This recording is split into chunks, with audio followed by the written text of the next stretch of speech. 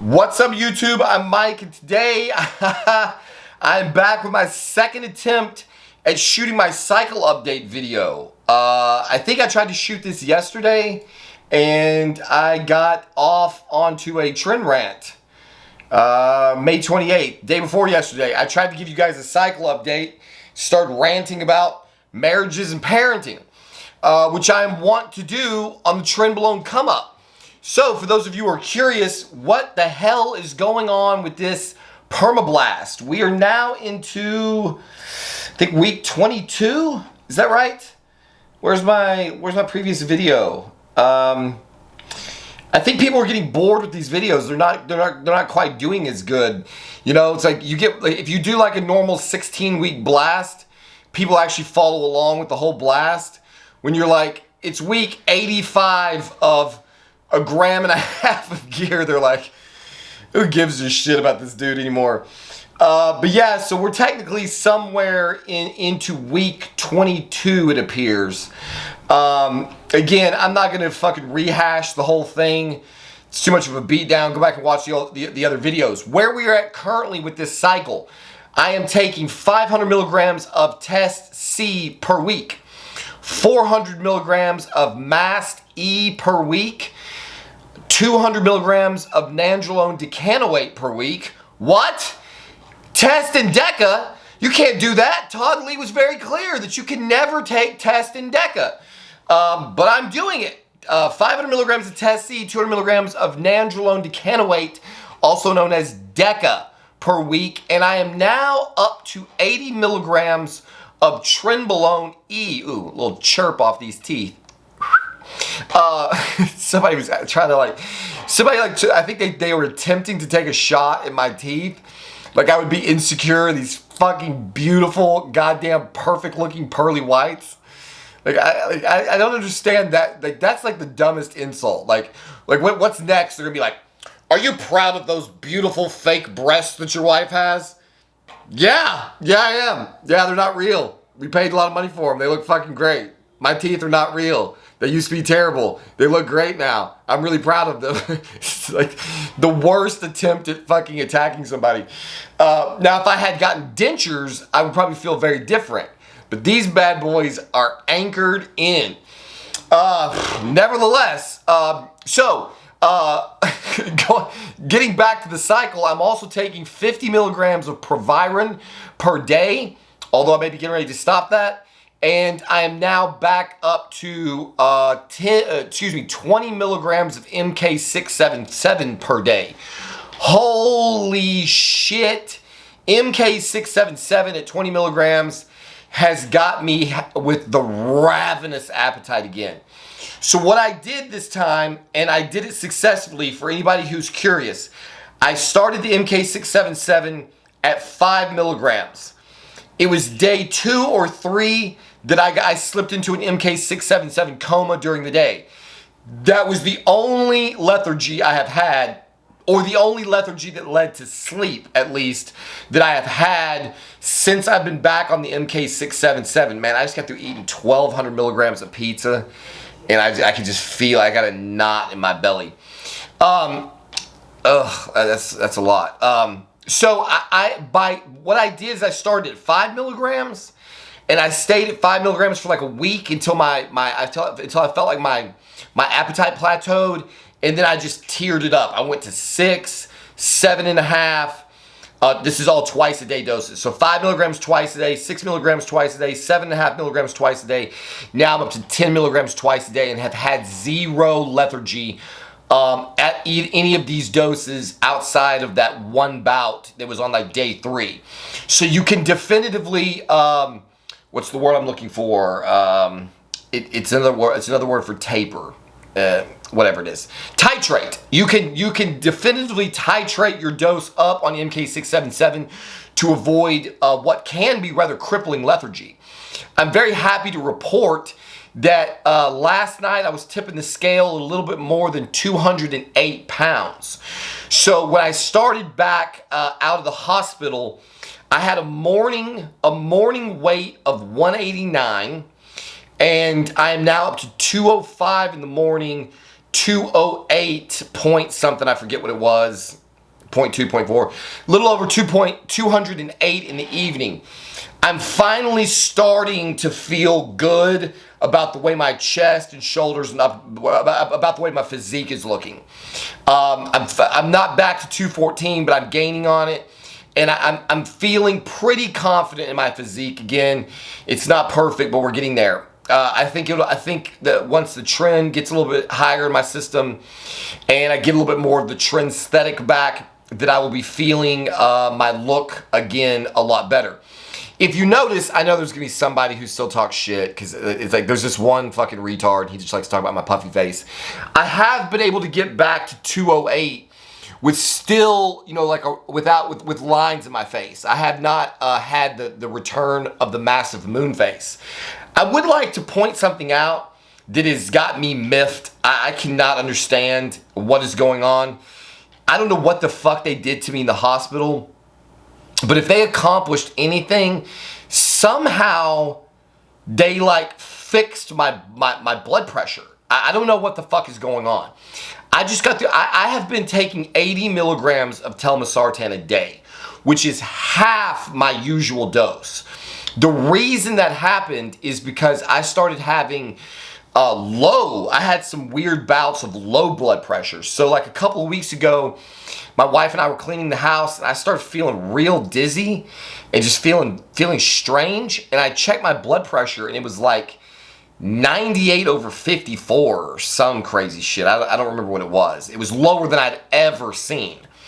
And I was like, fuck, like what's this about? And I think it had happened right after I stood up. I forget, I talked to Kavalser, my buddy, on Discord. He told me what it was called. I forget what he told me it was called.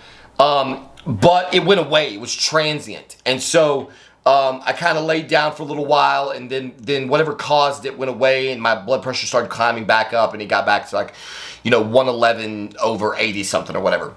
Normally, up until I went to the hospital, my blood pressure, I was taking 160 milligrams of telmisartan a day, which is technically above the maximum dose. So I've seen that you could take up to 120 milligrams of telmisartan a day. The reason I was taking 160 is just because my telmisartan tabs come in 80 milligram tabs, and it's easier to just pop 2 than to pop 1, break 1 in half, set it somewhere. And I had always read that you basically can't overdose an ARB, that they will not, no matter how much you take, they won't give you low blood pressure. I hope that's true. But anyway, when I started experiencing the unusually low blood pressure, it happened a couple days in a row, I went ahead and dropped my fucking telmisartan dose back to 80 milligrams a day, because at that point, I had taken quite a bit of gear out of my system, didn't feel like I really needed to stay on the same dose, you know, that I was on when I was up over 1.5 grams of gear. For whatever unknowable reason, my blood pressure has not spiked again. So I'm on all of the shit that I just mentioned, which totals up to like, I think 1.5 grams. I'd have to do the math again. Let's see. 500 and 400 is 900, and 200 is 1100, and 80 is 1180. 1180 plus 350. With math, I just freeze. If it's anything else, I can fucking reason through it. With math, since I was a kid, I just freeze and can't think. Somebody's just like, dude, so it's 1.5 grams. So right now I'm on 1,500 milligrams of gear per day or per week, and my blood pressure this morning was 108 over 77 on 80 milligrams of telmisartan, which is phenomenal. I'm happy as fuck. I just don't know why it happened. Because normally, my normal pulse at this volume of gear, typically, even with 160 milligrams of telmisartan, I would be at like 125, 127. You know, I might see like a sub 120 number, 115 maybe. 115 is probably the lowest I had seen prior to going to the hospital. So I'm totally clueless. I have no idea why I'm maintaining these lower blood pressures, but I will absolutely fucking take it. So right now on this cycle at the 22-week mark, and I know that there's been some craziness, but I've been on at least 900 milligrams of gear for 22 weeks now, and I'm still growing. Now, admittedly, I know the MK is putting a lot of water weight on me. I know it's not contractile tissue, that I'm gaining this rapidly, but my strength is going up in the gym. I'm finally back to a place in the gym where I feel where everything is firing on all cylinders. Like, I'm finally back to a place where I feel like I have unlimited amounts of energy. So when I quit lifting, it's purely because we've been there for an hour and a half, or creeping on a little bit longer than that, and I'm just trying to keep my calorie burn down so that I can stay in a surplus. As far as actual energy goes, I could go forever. I would also like to report that I did the opposite of what Jeff Nippard says. I made a video about Jeff Nippard talking about one of the things I really disagreed with is that he's talking about trash volume and how he thinks you should only have like 10 working sets per muscle group. And on my arm day, I've always gone kind of light on arm day, because obviously when you do chest, you hit triceps. When you do back, you hit biceps. Then I throw a bis and tris day in, just kind of like an extra, and so I wouldn't really go high on the volume. So like on my typical bis and arms day, I would typically have 12 working sets per muscle group. Jay Cutler says you should have 20 working sets per muscle group. So we've got Jeff Nippard coming in at 10 working muscle sets per group. Fake Natty, who scientifically seems to have a lot of good ideas, but anybody who reports fake natty, it's hard to really respect them. Then you've got 4-time Mr. Olympia Jay Cutler.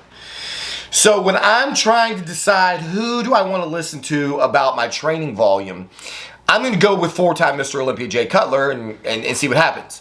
So I have increased my arm day to 20 working sets for both bis and tris. And I got sore in my arms for the first time in a very, very long time. After my last arm day, I felt fucking amazing.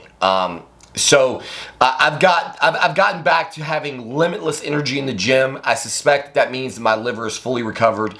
I am feeling this cycle in every conceivable way. I'm not feeling any of the weight. I'm not feeling any desire to get off. I'm not feeling overcome by stress or overcome by rampant sympathetic drive. Admittedly, the trend is still low. Basically, from a hormone perspective, everything is running perfectly smoothly. I'm still getting all of the collagen support from the DECA, despite the fact that I've been back on it for a while. My joints feel fucking amazing. I'm doing legs again, so I've got legs back in the protocol. So basically, my split currently is I do chest. I do a full day of chest, just blasting the shit out of it because that's what makes my chest grow. So I'll do like 5 sets of incline press, 5 sets of flat bench press. Then I'll do 4 sets of incline dumbbell flies. 4 sets of usually pec deck flies. Then I'll do 3 or 4 sets on a incline machine, and then 3 or 4 sets on a flat press machine, and then I will finish up for a good juicy pump, as C-Bum likes to say, and I will do cable flies for a finishing move. So that's basically what my chest day looks like. It's a lot of volume, and it gives me a nice juicy pump. And I really love the juicy C-Bum pump for chest day. Then the next day, I'll do arms, bis and tris, because usually I don't really slam my triceps on chest day, again, because I don't lock out reps. So if you watched my vlog the other day and you saw us actually getting some fucking gym footage, you'll see that when I'm doing incline press, I go to like right here, maybe at a maximum. So deep stretch in the bottom, and only up to like right here where my elbows are bent, so that I keep constant tension on my pecs. I don't want my triceps to take I want my triceps to take the least amount of load possible. I want to keep most of the tension on my chest. And so while my triceps still get activated to some degree on chest day, they're not getting a full workout. So I do chest on, say, Monday or whatever, chest on one day, arms on another day. Then I take a day off. Then I do shoulders and legs And yes, the reason I'm combining shoulder and leg day is twofold. One, if I have a leg only day, I will skip it. 100% of the time, I will not make it to the gym. So what I've tricked myself into doing is getting to the gym to do shoulders and mixing legs in. My shoulder day is super light because my shoulders are already massive and I don't want them to dwarf my pecs any more than they already do. I feel right now like I've probably got the best pec to shoulder ratio that I've had in a while. I feel like my pecs are finally starting to come together because I'm really focusing upper pecs a lot. So I'm feeling pretty good about my chest with the fullness that I have on the MK. And so I'm doing really light on shoulders, basically just getting a pump.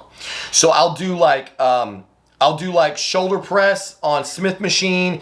I'll do some lateral raises with dumbbells and cables, maybe some front raises. That's it for shoulders. Then I'm slowly working my way into legs because I don't want to go crazy and tap out because I hate doing legs. So I'm kind of easing my way back into the leg game. So I'll do leg press, leg extensions, leg curls, calves, call it good. So basically I have on average 4 shoulder movements, 4 leg movements. That makes for a good decent full day in the gym. And then I follow that up with a full day of back. So we've got chest, arms, day off, shoulders, legs, back, day off. Sometimes, if I'm feeling good like I've been doing now, then I'll just do 2 on, 1 off, 2 on, 1 off, and keep the party rolling like that. That's what I suspect I'm probably going to be doing while my wife and I are both on sufficient amounts of gear. So she's back on 20 milligrams of Primo. I am back on almost everything that I was on when this cycle went in the toilet because of my illness. Now, what is coming in the future? What is coming in the future is definitively more trend. I'm going to ride the come up on 80 milligrams as long as it lasts. Then I'm gonna add another 20 milligrams to the mix, and I'm gonna go back up to 100 milligrams of trend. That is probably going to be the target maximum for the rest of this blast or permablast or whatever. For the time being, I'm probably gonna max out at about 100 milligrams of trend per week. The reason I'm gonna max out at 100 milligrams of trend per week is that I think, I have not fully decided, but I'm pretty sure, I'm 85% that, and I'm gonna name names on this one because you succeeded in beating me down. My buddy Kavalser has been working on me hard fucking core in the comments and in the Discord, and I'm sitting on a bottle of mint, and he wants me to try this shit so bad, and so I'm probably going to, in very short order, deploy the mint at 5 milligrams a day, which he recommended to start with. So that's really going to blow the top off the 19 NOR myth because I'll be running 3 19 NOR drugs at once. So we're going to have Trenbolone, Deca, and Trenbolone. Fuck it, I might as well throw in YK11 while I'm at it and just go balls fucking deep on 19 NORs and their derivatives. So that's probably what's coming up. Also, potential changes. I'm open to having this option critiqued in the comment section. I'm on 400 milligrams of Masteron, and it does not seem to be helping with estrogen-induced gyno at all. I was at 300. I bumped it up to 400, thinking that would reduce the amount of Arimidex I'm having to take. It's not working. For some reason, if my test is at 200 and my mast is 300, it crashes my estrogen. Well, I was taking 8X then too. I'm trying to find a Masteron dose that will actually allow me to start taking 8X out. I'm considering bumping my Masteron up 100 milligrams at a time until I can start removing some 8X from my fucking cycle. I don't know how high that may be. So I'm debating on bumping the mast up to 500 milligrams, which would give us 500 milligrams of Test C, 500 milligrams of Masti, 200 milligrams of Nandrolone, 80 milligrams of Tren, and 350 milligrams of Proviron per week. That is a consideration. I looked into combining Masteron and Primo, But I don't think I'm going to do that. I think that's probably a waste. I mean, I don't know. Would it be better? What do you guys think? Would it be better to run like 400 milligrams of Masteron, 200 milligrams of Primo, or 600 milligrams of Masteron? You know, is there anything I'm going to get out of the Primo that I'm not getting out of the Mast? Could it help that the Primo is supposed to be an actual aromatase inhibitor, where the Mast is more like a SERM, except nobody really knows? And if you listen to Todd Lee and Kurt Havens, they will bat this idea around for fucking 45 minutes and nobody will draw an actual conclusion. I don't know. I mean, I'm open to suggestions. Basically, where I'm at, honestly, is I got basically a clean bill of health. And now I just want to blast my fucking brains out. I'm just like, how much shit can I take and get away with it? So I'm thinking about just increasing all of my doses. I don't really know. But basically, that's where we're at. So I've given you the compounds that I'm running in the doses, the training protocol, the split. I've got crazy energy in the gym. My sexual aggression is back. My confidence is back. The beta bitch mode is rapidly disappearing.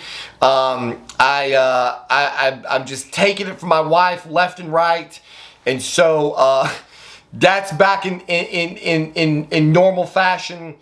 I'm probably getting ready to make a massive trend rant based on a comment that I got in my fucking comment section today. So the trend is flowing strong in the system. I'm addicted to Diablo 4 in a major way right now, and we've been having a lot of fun shooting the little vlogs around the house, although this weather has got to get the fuck out of here so we can shoot some content outside of the house. Because in the beginning, you guys seem to be pretty excited about the vlogs, but the views are starting to taper down. So I'm guessing that people are getting tired of looking at me and my kids and my wife sitting in our house. The BMW that I have on order, that I'm like 95% certain I'm gonna buy, is supposed to be here on the 1st, which actually I think is a Sunday. It's a few days out. So that could be exciting coming up. It's actually gonna be here on the 2nd, which is a Sunday. They're closed. It's possible that next Monday could be the day that I go to pick up the new BMW. We'll see. I'm not making any promises about that. So we've got that going on. And yeah, that's where we're at. So everything with this cycle is going phenomenal. 208 pounds in the evening. I'm hoping to get to more tonight. My weight is just steadily increasing with the addition of the MK677, all the calories, all the extra training. I'm feeling super anabolic. My legs after 2 training sessions are already getting tight in my gym pants. I was complaining about it last night. Every time I sit down and bend my knees, like they're just stretched tight around my quads. So I'm guessing that that could be some fluid being pushed in by the MK677, and it could just be that I'm getting a massive pump because I haven't really done legs in like I can't even tell you when, over a year. So there you have it. That's the details of the Test Deca Tren Masteron Proviron cycle in week 22. As always, thank you for watching. And oh, I want to say, my wife has been telling me I'm doing coaching. If you need me for coaching, this is probably the last video that you're going to be able to respond to and get coaching at $50 for $50 consultations. What is about to happen, actually, you know what? I'm just going to update it in this video. After looking at the market and what other people are charging, I also have a video coming up about how I've been kind of getting abused by some people on my coaching. If I haven't complained to you about it, then it's not you. So I have a lot of really great clients right now. So unless I've chewed your ass out, then you know, then it's not you. I'm probably gonna make a video about this person. I think what I'm about to do is go to, if you want a one-time consultation, that's $100. If you want to commit to a month of consultation, so four consultations, 1 per week for a month, then I'll lock you in at the $50 rate. But you have to commit for the entire month. So either $200 for a month with 4 consultations and all the back and forth that you need, or if you just want a one-time check and then follow up never again, or in a couple of months, or at the end of the, you want to be just kind of pay per view on the consultations, those are going to be going to $100 per consultation. I'm seeing other guys charge $150 for 30 minutes, $200 for fucking 60 minutes. I'm not trying to get down like that, but I think that I definitely set my prices low just because I wanted to see what the market was. I wanted to get a little bit of experience under my belt. But the coaching is going really, really well. I'm helping guys gain muscle who were skinny. I'm helping guys lose fat and recomp muscle who were in the original Fat Fuck clan. My fat fucks are killing it, guys. They're killing it. One of the things that's been so amazing about this coaching, and the other reason that I'm raising my rates, is because I would actually love to do this for a living. I was in the gym last night, and one of my clients sent me an update, and I was trying to read the update to my wife, and I literally started tearing up. Like you guys are making me feel so fucking good. It's so nice to be able to do what I love to do, and then share that with somebody else, and have them start hitting their fucking goals, and be sending me messages like, man, somebody said something to me in the gym the other day, and it just felt so fucking good. And I know what that's like when you first started getting asked, hey bro, are you on gear? Like, it's an amazing feeling when other people start recognizing, and to be having somebody that I'm helping right now have that experience, it just fucking feels good. And so that's one of the things I'm finding out about coaching is, man, I would love to do this for a living because, I get to make money, I get to help people reach their goals, and I actually feel good at the end of the day, rather than selling forklifts or selling this or selling that. It's like, it just doesn't feel the same. This feels so much more worthwhile. And so I would love to try to grow this into a full-time business and help as many people as I can. So the coaching prices are going to be going to $100 for a one-time consultation, or $200 locked in for the entire month. That is not including any of my current clients. So if you were already a client, your price is locked in for good. You took a gamble on me. You trusted me with your goals, with your weight loss, with your weight gain. I cannot thank you guys enough. You have inspired me in every way to continue doing this. And so you guys are locked in for life. I love all you guys. Y'all have been the greatest fucking inspiration. In all honesty, without being extreme, like, you guys have given me a fucking hope in humanity that I did not have. Like, I was getting to a dark place, and you guys have actually lifted me up.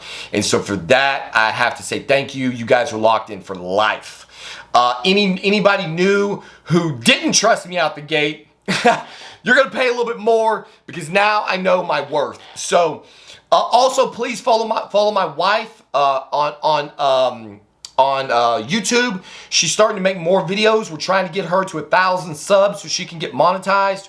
We're trying to bring in all the revenue streams as best we can to, this job prospect is looking good, but you never know. It would be nice to have something on the side that I could one day turn into a full-time living, because I love making this content for you guys. I love interacting in the comments, and I want to keep that going as much as possible. I certainly don't want to let that shit slide if I should, in fact, choose to take this job. So definitely sub to her on her YouTube channel. She needs to get to 1,000 subs so that she can get monetized, and that'll bring a little bit of extra dough into the house and keep the content flowing. She'll probably start producing a lot more when she can start seeing some fruits of her labor. So that would be great. Check us out on Discord, do all of the things, like, subscribe, all that shit. And as always, we'll see you on the next one.